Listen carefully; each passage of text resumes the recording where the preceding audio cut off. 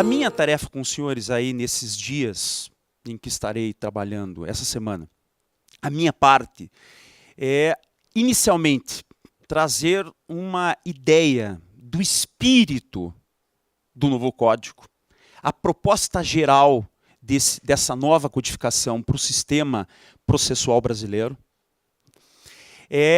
Depois, trabalhar o processo de conhecimento, né, aquele processo destinado ao julgamento das lides.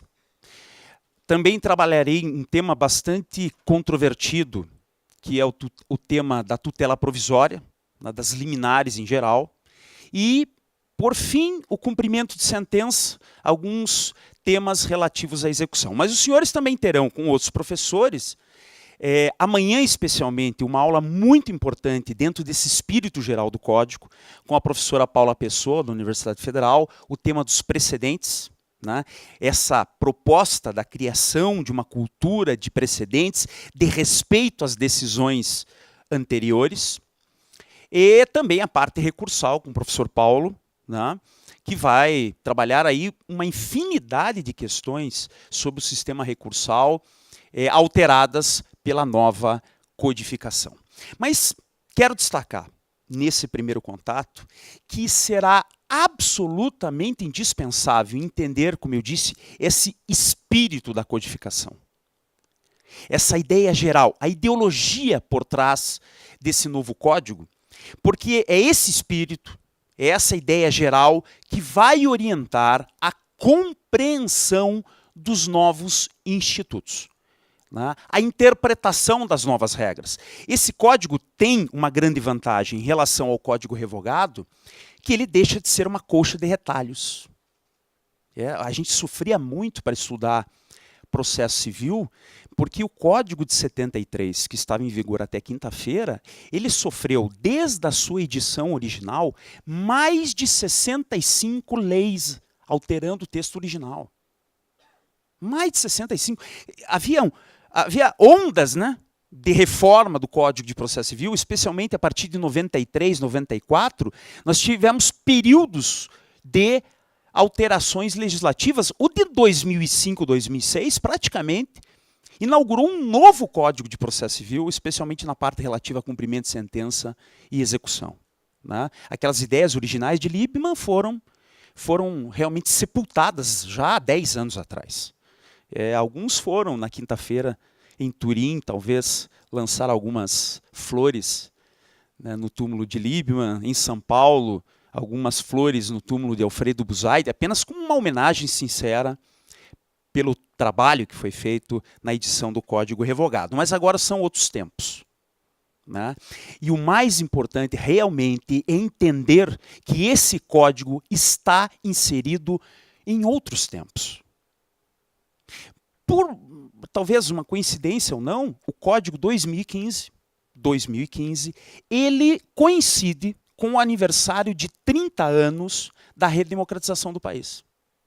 Ano passado, 30 anos, considerando, né, oficialmente a ditadura militar acabou em 85. Completamos aí 30 anos da redemocratização e também, coincidência ou não, o CPC 2015 é o primeiro código totalmente proposto, discutido e aprovado num período de normalidade democrática.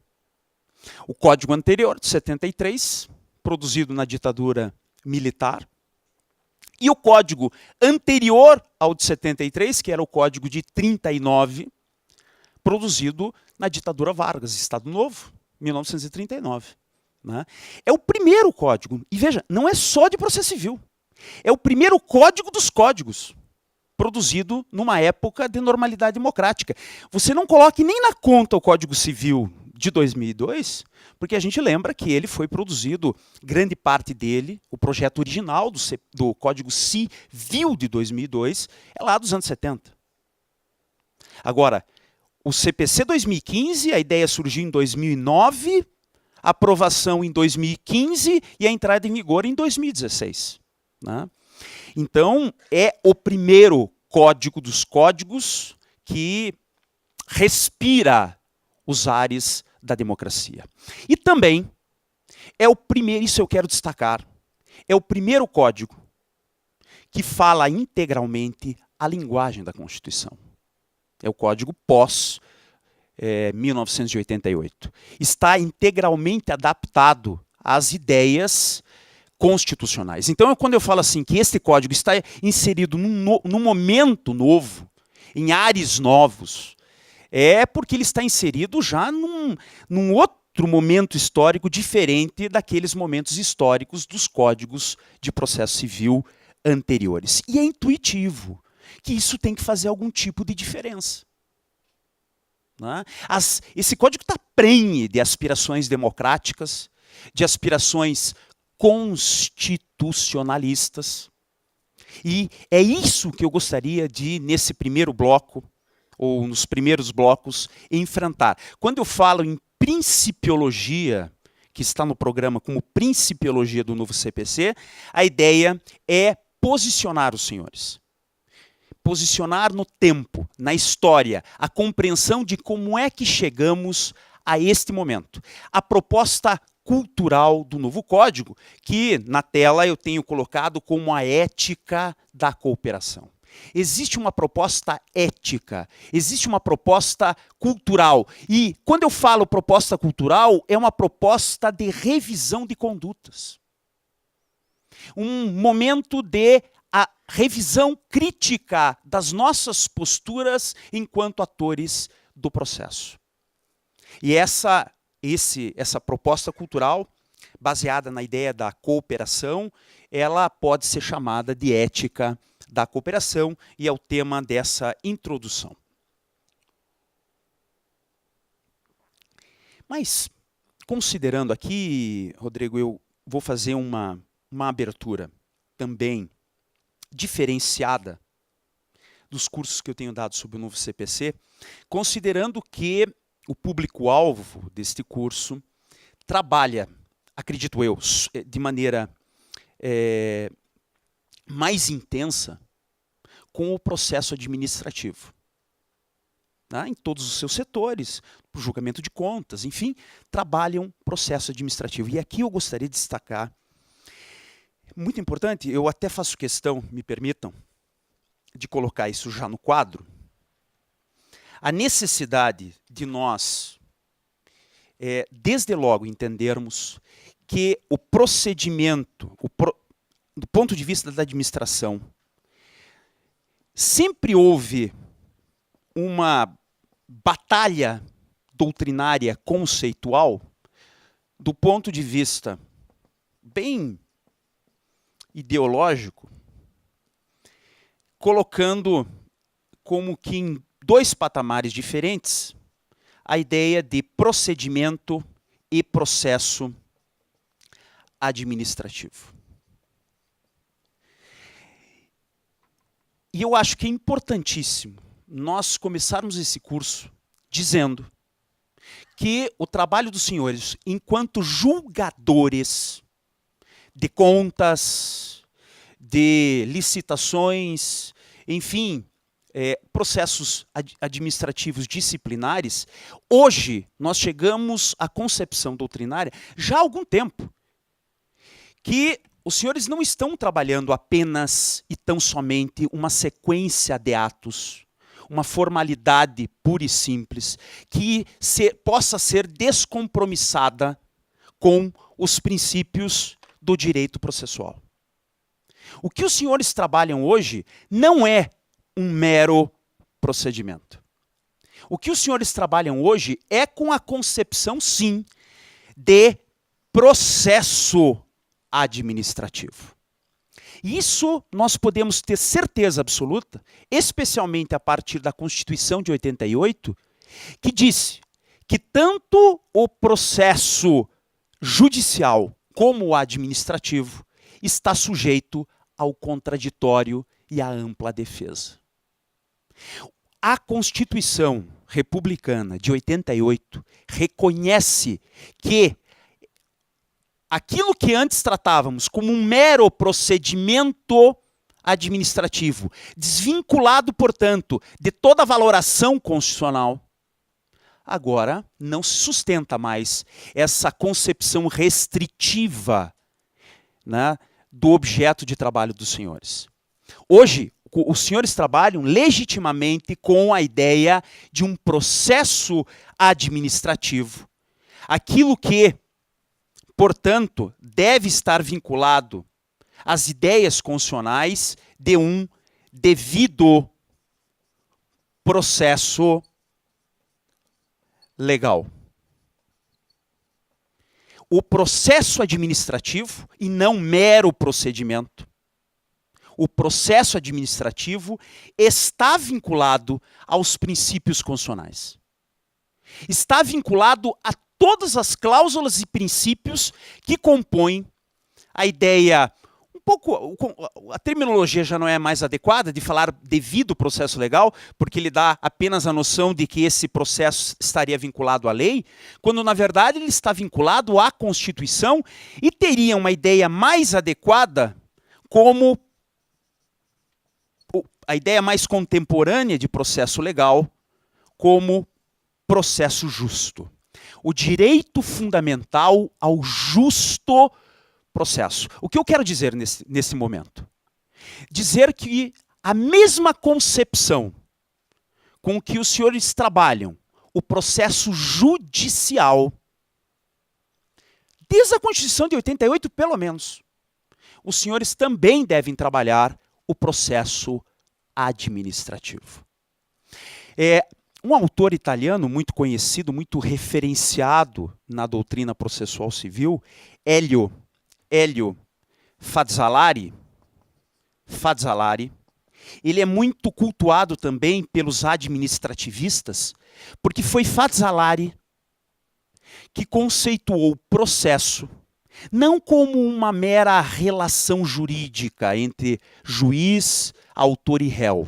Aquilo que Oscar von Bülow disse lá na metade do século XIX para dar a consistência científica ao direito processual. Tá? A doutrina tradicional sempre considerou o processo como uma relação jurídica entre o juiz, autor e réu. E Fazzolari é que criou a concepção de que processo é todo procedimento imantado pelo contraditório. Fazzolari, conceito de processo de Fazzolari, muito referenciado. Processo é todo procedimento em contraditório. E é a partir deste conceito que hoje nós temos serenidade para afirmar que o procedimento administrativo é processo. Porque os senhores julgam contas, os senhores julgam servidores, municípios, políticos, agentes públicos, agentes políticos, mediante a garantia do contraditório. Então, o procedimento administrativo com que os senhores trabalham, inequivocamente, é processo. Tanto processo como processo judicial. E assim sendo, esse processo administrativo, presidido pelos senhores, trabalhado, organizado pelos senhores, tem que estar revestido das garantias constitucionais. Especialmente pelo contraditório, senão não é processo. Especialmente pelos princípios que integram a cláusula do devido processo legal, que, curiosamente, o princípio do devido processo legal aparece na nossa história constitucional pela primeira vez na Constituição de 88. Nós não tínhamos nas constituições anteriores expressamente o princípio do devido processo legal. Nós deduzíamos de outras cláusulas. Mas a Constituição de 88 é a primeira a elencar o due process of law do direito importado, do direito americano, como o princípio maior do nosso sistema processual. Isso é importantíssimo que a gente tenha bem fixado. Os senhores não trabalham com algo menor. Os senhores não trabalham com um instituto de segunda classe.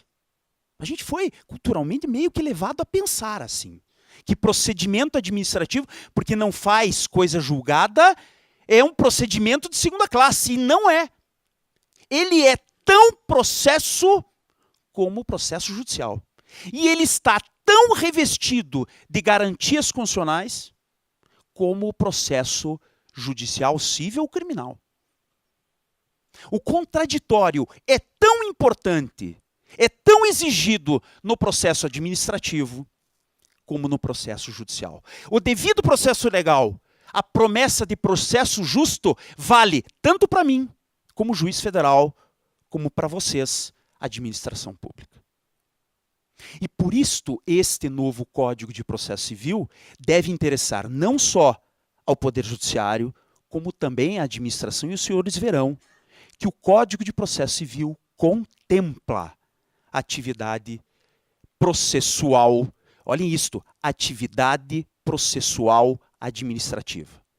O novo Código de Processo Civil, eu digo mais, inaugura um direito processual administrativo. Um direito processual administrativo.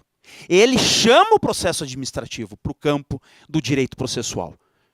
Ele chama o processo administrativo para as garantias do direito processual.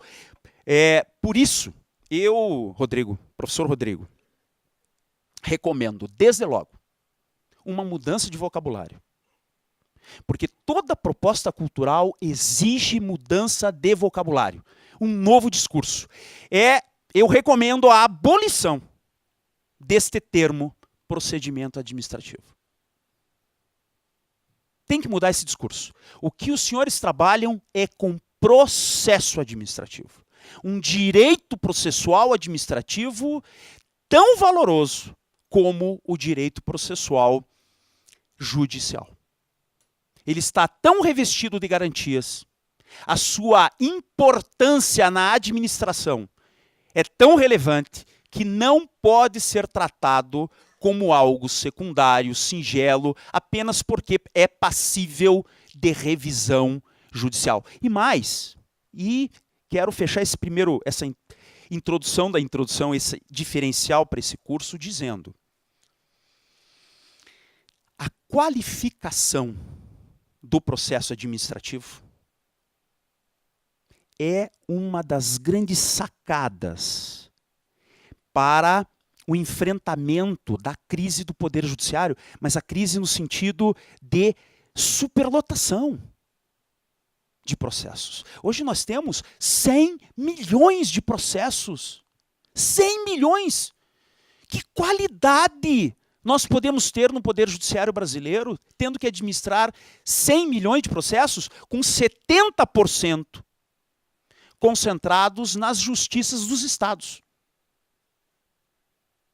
E aí, as justiças estaduais, com realidades completamente distintas, são 27 tribunais de justiça, com realidades econômicas, regionais, estruturais, administrativas, completamente diferentes. Uns com processo eletrônico, 100% de processo eletrônico, quero me referir aqui à Justiça Estadual do Tocantins.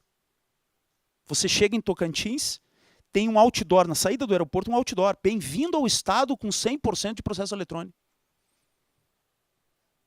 Outros estados não chegaram nem a isso, têm dominados do processo físico, e outros ainda com um processo híbrido, um pouco físico, um pouco eletrônico.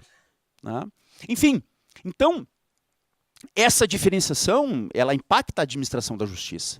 Mas o poder público domina esses processos. A Justiça Federal, da onde venho, né, nós trabalhamos com o poder público o tempo todo. E o que é isso? Esse é um recado fundamental.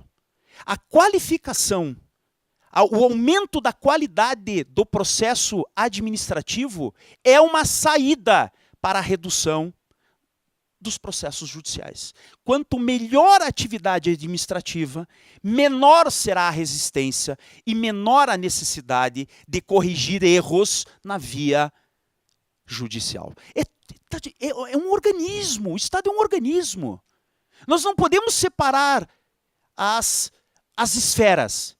O sucesso da atividade judicial num país dominado por ações envolvendo o poder público depende de uma requalificação urgente do seu próprio processo administrativo. E para isso, impõe-se uma mudança cultural. Com um novo discurso, um novo vocabulário, uma redignificação do processo administrativo, da sua colocação na teoria, do seu papel no enfrentamento dos litígios.